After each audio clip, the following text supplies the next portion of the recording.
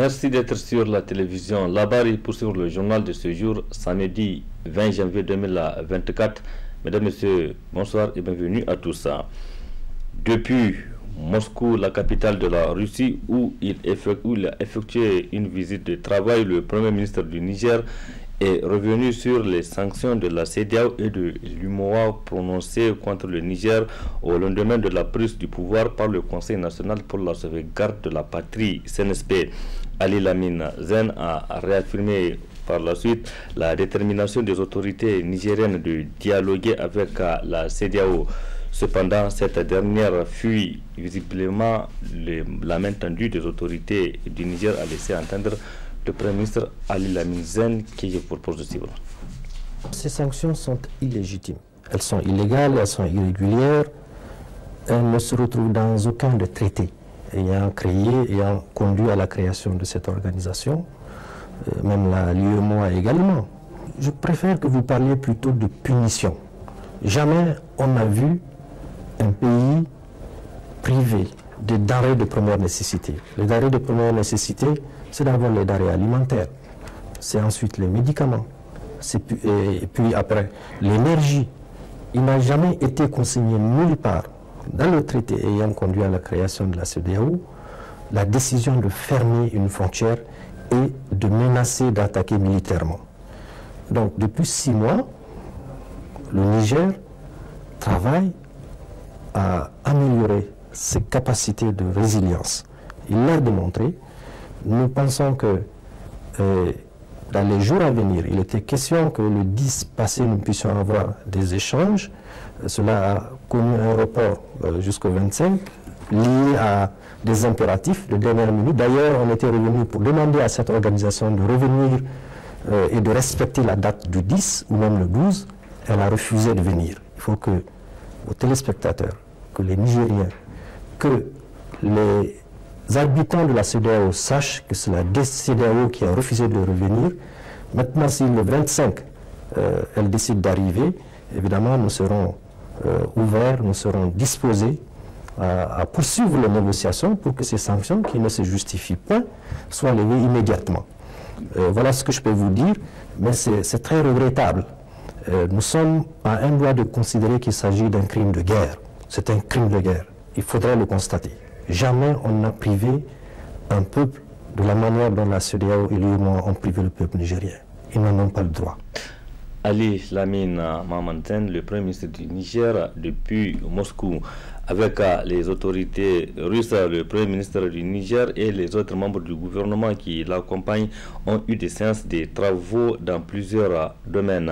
Il faut citer entre autres le domaine de l'énergie, de la sécurité, de l'agriculture et du commerce. Le Premier ministre Ali Lamine Zen, que je vous propose de suivre. Sur le plan militaire, effectivement, il y a eu un accord stratégique qui avait été passé au Niger il y a quelques semaines, qui est confirmé ici même. Le Niger a souhaité que ce qui existait déjà par le passé avec la Fédération de la Russie soit renforcé. Comme vous le savez, notre armée dispose du matériel de ce grand pays. Il y avait des accords qui portaient sur leur entretien et donc sur la formation de ceux qui les manipulent. Alors aujourd'hui, il faut se réjouir de ce que cette coopération va en se renforçant. Au-delà du domaine de la sécurité et de la défense, nous avons eu à parler avec les autorités de la Fédération de Russie, de la santé, de l'éducation, des infrastructures, de tout ce qui peut être fait dans le domaine du sport et de la culture, et du domaine des mines et du pétrole. C'est pour ça que les membres du gouvernement du Niger, concernés justement par ces secteurs, ont pu faire le déplacement. Et à la suite de la première réunion que nous avions eue à notre arrivée, chacun des ministres a eu à rencontrer son vis-à-vis avec les départements ministériels stratégiques pour approfondir les différentes questions. Et je voudrais vous dire d'ailleurs que dans les 2 semaines à venir, plaise à Dieu, une mission multidimensionnelle, multisectorielle de la Fédération de la Russie se rendra à Niamey pour concrétiser tous ces échanges que nous avons eu à passer. Cette visite du travail du Premier ministre du Niger à Moscou a été vivement saluée ici au Niger par les citoyens qui souhaitent voir de nouveaux partenaires dans les différents secteurs. Leur réaction. Non, pour la visite du Premier ministre au Moyen-Orient, c'est quelque chose qu'on attendait depuis. C'est quelque chose qui doit se passer depuis parce que actuellement nous avons besoin de beaucoup d'aide, surtout sur les aides militaires et autres. Militaires et agriculture surtout, nous en avons besoin. En conséquence, ils doivent se déplacer, les jeunes du CNSP, pour au moins fortifier le Niger sur le plan militaire et sur l'agriculture. C'est déjà une première chose qu'on attendait, c'est l'une des premières choses qu'on attendait depuis pour le gouvernement. Comme ça, nous aurons beaucoup de choses à faire. Non seulement les Nigériens auront beaucoup de choses à faire, et nous aurons notre indépendance totale. Parce que visiter le Moyen-Orient et autres, là, c'est pas permis. C'est pas chaque fois permis aux Nigériens, à un responsable nigérien de faire ses visites comme il le veut. Alors, maintenant, on est libre, on peut visiter qui on veut et quand on veut. C'est déjà un point de gagner. Un État, aussi puissant soit-il, ne saurait se développer et ne saurait se développer si il ne noue pas de relations avec d'autres pays. Ce qui a été longtemps interdit pour l'État du Niger. Et donc, pour les autorités actuelles du CNSP, nous sommes de cœur avec eux. Nous saluons cette décision parce que ça va participer au développement et aussi à l'extension des relations entre le Niger et d'autres pays de l'Afrique et aussi du monde entier. Donc, si ces autorités du CNSP aujourd'hui s'alignent dans cette proposition, n'est-ce pas, de pouvoir être en relation, en contact avec les autres pays, les autres partenaires, c'est une bonne chose.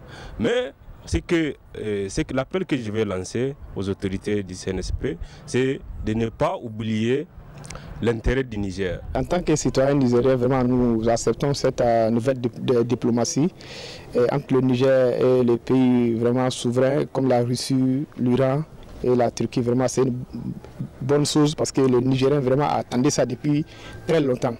Voilà, donc parce qu'aujourd'hui, ça ne sert à rien de tisser des relations avec des grandes nations qui ne te permettent pas d'évoluer. Voilà, parce que quand tu regardes, le Niger, vraiment, c'est un État grand, un État qui a beaucoup de ressources et qui est convoité aussi par rapport à beaucoup de grands pays parce que les ressources minières que nous avons. En tout cas, pour moi, c'est une très bonne chose parce que vu que le Niger est dans une situation chaotique, il faut vraiment trouver des stratégies, des moyens, des voies et moyens pour nous faire sortir de cette crise.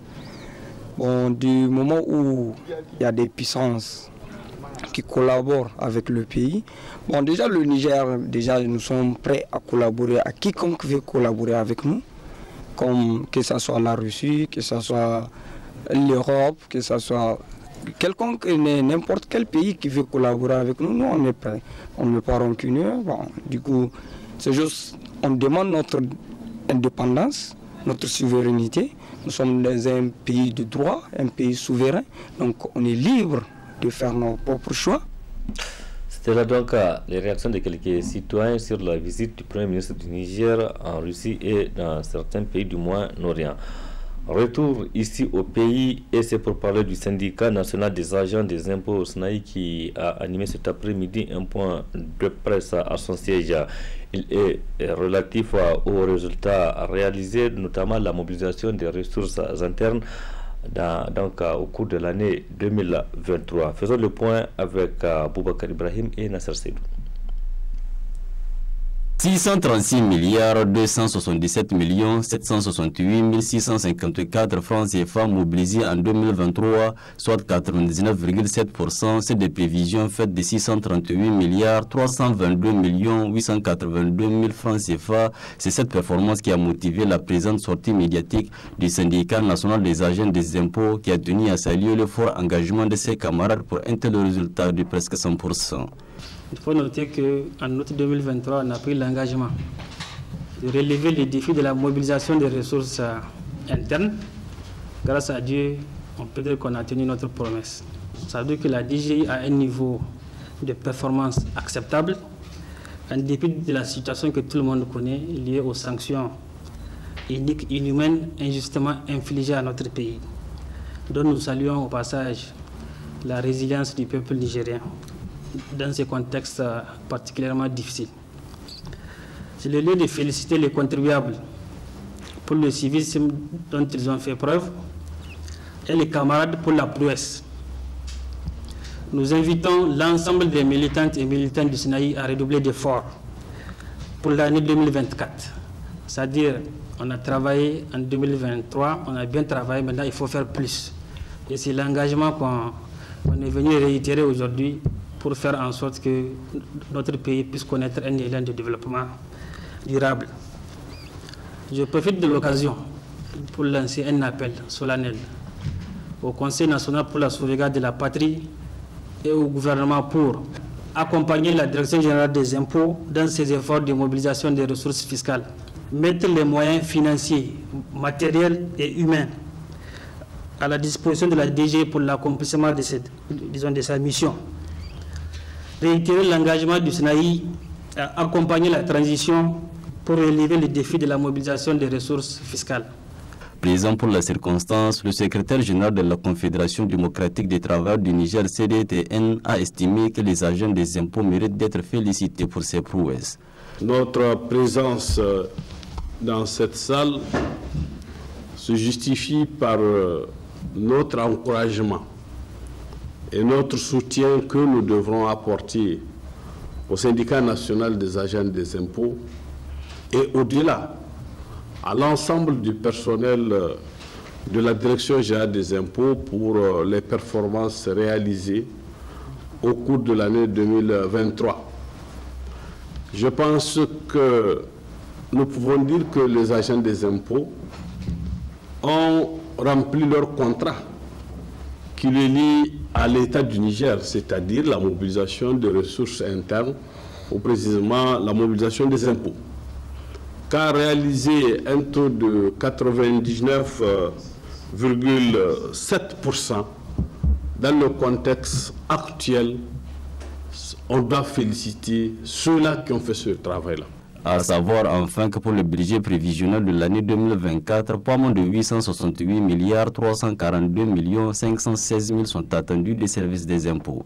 Occasion saisie par le syndicat national des agents des impôts ISNAI pour inviter les agents à redoubler d'efforts pour faire face à ces défis. Une autre sortie médiatique ce samedi, Boubacar Ibrahim, c'est celle des responsables du Front patriotique pour la souveraineté FPS. Cette sortie donc vise entre autres à saluer les efforts des autorités de transition, donc les efforts des autorités nigériennes en faveur de la souveraineté, mais aussi saluer la création de l'Alliance des États du Sahel, AES. Le Front patriotique pour la souveraineté du Niger a également demandé au CNSP d'éclairer les Nigériens sur l'affaire de leur saisie à l'aéroport d'Addis Abeba. Voyons tout cela avec Sakina Sadou Gazibo et Soumel Abdoulaye. Faire le point de la situation socio-politique et économique nationale, mais aussi mondiale. C'est l'objectif assigné à travers cette sortie médiatique du Front patriotique pour la souveraineté FPS. La situation mondiale pour l'heure est marquée par la guerre entre la Russie et l'Ukraine. Une guerre qui a relevé au grand jour la politique de deux poids, deux mesures du bloc occidental qui ne saurait assurer la pérennisation d'une paix mondiale acceptée de tous.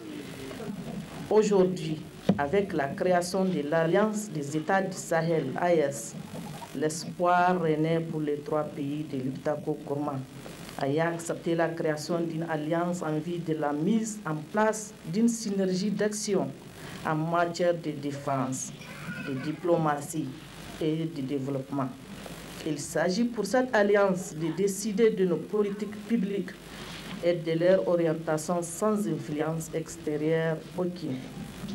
C'est le lieu de rappeler une fois de plus à la CEDEAO de revenir à la raison pendant qu'il est encore temps et de comprendre aussi que plus rien au monde ne peut entamer la marche inexorable du peuple de l'AES vers l'émancipation totale. Après 6 mois de gestion et malgré les épreuves auxquelles a fait face le peuple nigérien, la détermination du peuple nigérien est toujours vivace. Aujourd'hui, le peuple nigérien résilient attend des actions concrètes de la part du CNSP, afin que l'espoir placé à lui ne se volatilise. Un tel état de fait mérite une attention particulière de la part du CNSP et la prise de mesures idoines pour doter nos FDS de moyens sophistiqués pour y faire face dans le cadre de la sécurité du territoire, des personnes et des biens, ainsi que le redéploiement urgent des FDS et la sécurisation des populations meurtries dans la zone. Dans cette déclaration, lue par sa vice-présidente, le Front n'a pas fait mystère de ses attentes vis-à-vis du CNSP. Le Front patriotique pour la souveraineté réitère sa demande quant à l'abrogation des textes de loi ci-après. La loi instituant une retraite parlementaire et la dissolution de la caisse de retraite des parlementaires. La loi portant rehaussement de l'âge de la retraite à 62 ans et le recrutement des jeunes à la fonction publique. La loi accordant des avantages aux anciens présidents de la République, président de l'Assemblée nationale et du Premier ministre. La révision du prix des carburants à la pompe pour alléger les souffrances du peuple nigérien. La prise de dispositions nécessaires pour garantir l'approvisionnement du pays en denrées de première nécessité et en produits pharmaceutiques. Les remplacements des maires.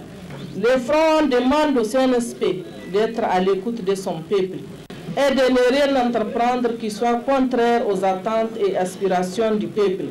De ce fait, le Front patriotique pour la souveraineté invite le peuple nigérien à sortir massivement pour des sittings permanents les 24 et 25 janvier 2024, en prélude de la visite imminente d'une délégation de la CEDEAO, dans le but de montrer à ces derniers qu'ils sont et resteront toujours un peuple uni et debout. Parlons à présent éducation. Après plus de 3 mois de la rentrée scolaire 2023-2024, les cours se poursuivent sans perturbation dans les établissements publics et privés. Les programmes sont exécutés à la grande satisfaction des chefs d'établissement, mais aussi des élèves. C'est ce que nous rapportent nos reporters Sekina Sadou Gazibo et Nasser Seydou. Le premier semestre de l'année académique 2023-2024 tire à sa fin dans les établissements publics comme privés. De ce fait, le bilan scolaire de ce premier semestre révèle un élan positif selon les responsables des différents établissements. Tout va bien, parce que nous n'avons pas connu de perturbations et les professeurs sont toujours présents, ainsi que les élèves. Il n'y a pas eu de perturbations. Nous sommes à peu près à 50% de l'exécution du programme. Cette année, c'est une année vraiment difficile. Je crois que c'est général pour tout le monde, ce qui fait que nous n'avons pu commencer véritablement les cours que le 1er novembre 2023. Actuellement, nous venons de finir les examens du premier semestre, les premiers examens du premier semestre. Le premier semestre, on compte faire 2 examens. On vient de finir le premier examen et on vient de finir la correction. Pour ce qui concerne l'exécution du programme, nous avons fait un chronogramme comme d'habitude. En ce qui concerne l'exécution du programme, nous sommes environ à 50% du taux d'exécution, n'est-ce pas, du programme. Alors, cela se déroule normalement, sans difficulté. Comme cette année, il n'y a pas eu des arrêts de travail. Les élèves sont restés, n'est-ce pas, l'USN est resté calme, et ce qui fait que vraiment les choses se déroulent normalement. Le taux est satisfaisant parce que là où nous sommes cette année, donc vraiment nous avons dépassé largement ce que nous avons eu à exécuter l'année passée. Parce qu'en moyenne, au niveau du taux d'exécution, on est à 40% du taux d'exécution du programme. Donc dans presque toutes les matières, oui, le taux moyen. Nous avions fait une planification annuelle de toutes les activités. Je voudrais dire toutes les activités qui vont avoir lieu dans le courant de l'année scolaire 2023-2024, nous les avions programmées. Déjà en novembre, le 21 novembre 2023, nous avions fait notre premier devoir commun. Et en plus du premier devoir commun, des évaluations ont pu avoir lieu également. Le 23 janvier prochain, nous allons, Inch'Allah, commencer les compositions de fin du premier semestre. Donc pour dire que le bilan est vraiment satisfaisant. Néanmoins, ils n'ont pas manqué d'attirer l'attention des scolaires tout en lançant un appel non seulement aux parents d'élèves, mais aussi à l'État. D'abord les parents, parce qu'ils sont donc en contact direct avec les apprenants. D'accord, c'est d'abord de les surveiller, d'accord, arriver à la maison par rapport aux révisions des cours. Les jeunes aussi, d'accord, c'est d'y s'y mettre, d'accord, parce que c'est des futurs candidats, même si la personne cette année n'est pas candidat. En premier lieu, c'est à l'endroit des parents d'élèves, c'est pour qu'ils puissent suivre leurs enfants, c'est-à-dire de suivre les enfants dans le processus de l'école. De temps en temps, au minimum, on les a dit lors de nos assemblées générales, donc de venir dépasser, même si ce n'est dans le mois une seule fois, pour vérifier l'assiduité et la ponctualité de vos enfants à l'école. Et une fois à la maison, aussi de les suivre. Deux élèves à qui nous nous sommes adressés ont apprécié positivement l'avancée. Le premier semestre a été marqué par des événements très marquants, comme depuis la rentrée jusqu'à présent, il n'y a pas eu de perturbations à l'école. Les cours avancent très bien, tout se passe très bien, alhamdoulilah. On va surtout attacher nos ceintures pour les bacs et les décrocher cette année avec des mentions très bien s'il le faut, Inch'Allah. Par rapport au cours, on est bien en avance parce qu'on peut dire qu'on a fait, même si on n'a pas fait, on a presque fait l'1/2 du programme. Et nos profs sont réguliers, alhamdoulilah, on comprend bien les cours. Et nos camarades se concentrent sur les études, ce n'est qu'une question de quelques mois, se consacrer et étudier pour réussir et valider cette année. À retenir enfin que cette avancée constatée dans le programme est à mettre à l'actif des parties concernées. Il revient ainsi donc à l'État de créer les conditions pour conserver ce talent pour le bien de l'année académique 2023-2024. Point final de cette édition. Merci à vous de l'avoir suivi. Restez en compagnie du programme de la télévision Labari. Excellente nuit à toutes et à tous et bon week-end.